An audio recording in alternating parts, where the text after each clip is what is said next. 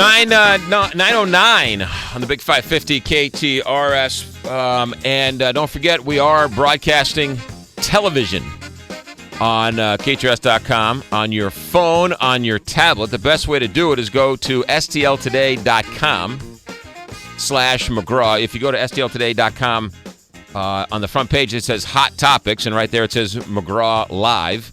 And you click that button, and you can watch the TV show. 4 HD cameras here in studio. And as we've been able to figure out, it's the only thing of its kind in the country where a local radio station has teamed up with a newspaper to sort of bring you content on the radio.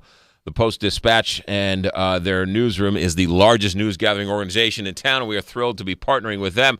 One of the fans of the newsroom for years, I've been watching and reading her, and we've had her on the show a couple of years, is Christine Byers. Over the weekend, she wrote a story that is getting a lot of attention, not just here in St. Louis, but across the country, and it's about the meth epidemic and how a St. Louis company, which once or seems to have maybe solved the cold medicine problem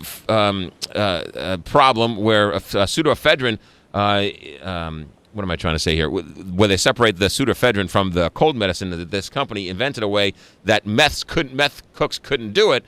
Christine Byers' story says the DEA isn't buying it. Christine Byers joins us via Skype from the St. Louis Post-Dispatch newsroom. Good morning, Christine Byers. Good morning, McGraw. All right, so explain to me what the DEA said to Westport Pharmaceuticals. Essentially, the DEA did some testing as a result of Westport Pharmaceuticals applying for an exemption to the Combat Meth Act. With that exemption, they were hoping to return the product to store shelves and let it be sold in unlimited quantities without a consumer signature and all those other restrictions that the federal government has placed on the decongestant because it's been used in the illegal manufacture of methamphetamine. So when they applied for this exemption, the DEA then tested the product to see if it could extract the pseudoephedrine and turn it into methamphetamine. And as a result of their testing, they did so. What is a point of contention, however, with the pharmaceutical company, between the pharmaceutical company and the DEA at this point, is just how much methamphetamine was manufactured as a result of those tests, because the pharmaceutical company argues that it wasn't enough to make it worthwhile for meth cooks, whereas the DEA is being guarded about the amount that they were able to make, and the fact that they were able to make any of it, in their opinion, doesn't make it possible for the company to get the exemption to the Combat Meth Act. Christine, there's so many questions about this. Did the DEA use methods, superhuman methods, and special chemists and special equipment, or did they use equipment that a meth cook could find in a meth lab in Missouri? The DEA said to me they were also very guarded for obvious reasons. They don't want to give away their methods to meth cooks. But they said that they used methods that meth cooks have used for years with readily available solvents. The St. Louis County Crime Lab as well said that they did the same thing using previous methods that they have seen used in meth labs. Now, one thing that they cannot do is manufacture methamphetamine with the popular so-called one-pot method, which is, sweeping the state and the country right now, which is where they sort of combine all the ingredients in like plastic soda bottles, that sort of thing, make it in their cars right outside the pharmacy parking lot. It cannot be used in that method, but the DEA and the St. Louis County Crime Lab are saying that it can be used with other tried and true methods with readily available solvents and other chemicals. Westport Pharmaceuticals told you, or the DEA told you, that they can make small amounts. How much smaller amounts can they make with this new-fangled technology that reduces the ability to extract the methamphetamine? Well, that's a very good question at this point. The DEA did not want to reveal any specifics about, number one, their testing methods, and number two, what their yields were, what their ratios were in terms of how much methamphetamine they were able to make. However, Westport Pharmaceuticals is asking the same question, And they, of course, want to know what sort of methods were used to defeat their product, and also wanted to know about the yields. So they have filed a Freedom of Information Act with the DEA for the testing documents to learn just exactly how much meth was made, what methods were used, and all of the other information. So that's sort of the next step in this process, is to settle once and for all how much methamphetamine was able to be manufactured, and is that enough to make this product worthwhile, if you will, for meth cooks who are obviously looking to get a lot of meth out of one cook. And, you know, the argument that it's in a very small amount is actually what the Missouri congressional delegation is banking on in actually lobbying the DEA to grant the exemption, because the congressional delegation believes that the amounts are too small to make it worthwhile for meth cooks, and that the federal government should grant the exemption. All right. Now, while I was reading your story in the newspaper, Christine Byers, who joins us from the St. Louis Post-Dispatch newsroom via Skype on TV and radio, while I was reading your story, I kept waiting for you to quote Franklin County Sheriff's Sergeant Jason Grellner, who is on the front lines of this, who has been pushing this from the beginning. What did he say about all this? Absolutely.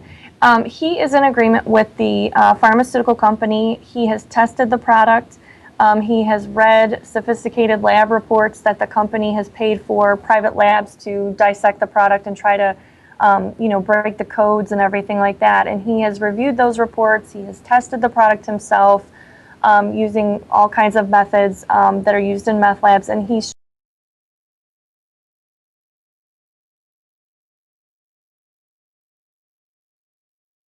from this product. That's why he's still throwing his well-known and well-respected name behind this product. Where does all this go from here, Christine Byers? Well, essentially, it's a wait and see now for the DEA to fulfill the company's Freedom of Information Act, so that we know once and for all, what levels of methamphetamine were able to be made from this product, and then from there, Congress, will continue to or back off of lobbying the DEA to grant the exemption based on those levels, and it may change. You may still be seeing it behind the pharmacy counter as it is now, or you may see it on store shelves sold without the restrictions and regulations of the federal government's Combat Meth Act. Christine Byers, you've been following this story for quite a while, and your work is tremendous on this. And I'm not just saying that because you're on the show. I've actually said that off the air as well. But where are we in terms of the meth epidemic in Missouri? What do you think? What do you say? What do you see? And what do you report? Well, Missouri is still number one. We have been for almost a decade now. What's really taking the state by storm, again, is the one-pot method. So those are counted as meth labs. We're not, police are telling me that they're not so much seeing the meth labs that we think of in homes, although they are still out there, and they are still very dangerous, and people are still getting injured. But the big problem right now is the one-pot method, where they can make it in their cars, even make it in a bathroom inside a store, that sort of thing, where they just sort of mix up all these highly volatile chemicals together, and they can get the drug that way. How many cold medicine pills do you need to make a one-hitter in a soda bottle?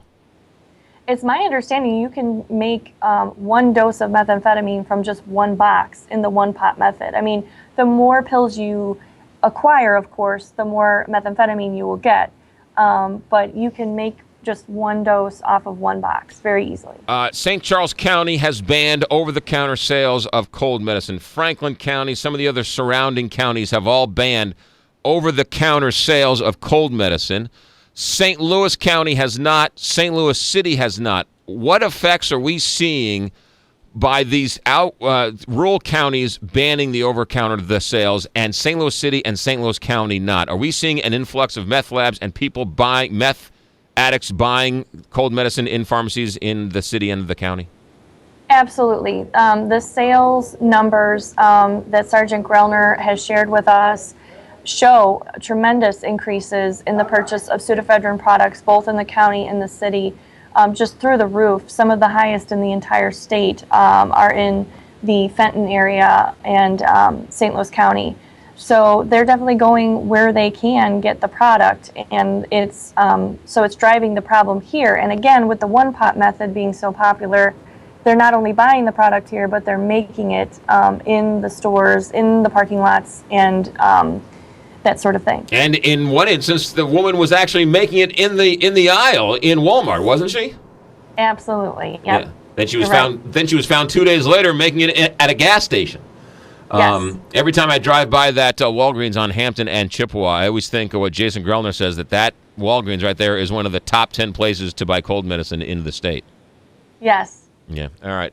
Christine Byers, what are you working on next?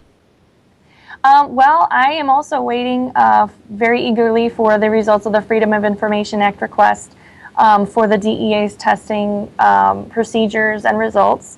And I'll be following up with what those say, and if those results say once and for all whether the congressional delegation is going to support the exemption and continue with that route, or if they're going to back off, and if this product is just going to remain behind the pharmacy counter with the rest of them.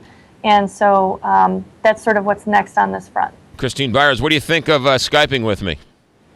I think it's fantastic, and I love your glasses. See, I knew I liked you. You're a very smart woman, clearly. Now, while we still have you, we want you to dish a little bit on Deb Peterson. Do you have any dirty gossip you can tell us about her? Oh, my goodness. Well, Deb, I barely see her anymore, unfortunately, because she's now with our editorial page. Right. So her serious side is coming out there. All right. So no real good, juicy gossip for us. No. All right, we'll ask you next time. I wish I would have known. I would have done some research before I came on. I like to have a couple of freedom of information acts with Deb Peterson. Get to the real story there. Christine Byers from The Post, thank you very much for spending a couple minutes with us. You look great. You sound great. Keep up the good work, and we'll talk to you down the road. Thanks a lot, McGraw. You got it. Christine Byers with us via Skype and our new partnership with STLtoday.com. She was in the newsroom sitting at their studio, Skyping with us on radio and on television. You could have watched it all live. You can actually, if you missed any of it, you can go to STLtoday.com, hit McGraw Live tab on that front page, and you can go back with the DVR right now and actually rewatch the interview we just conducted. It's a pretty neat and special technology, and we're thrilled to be partnered with The Post.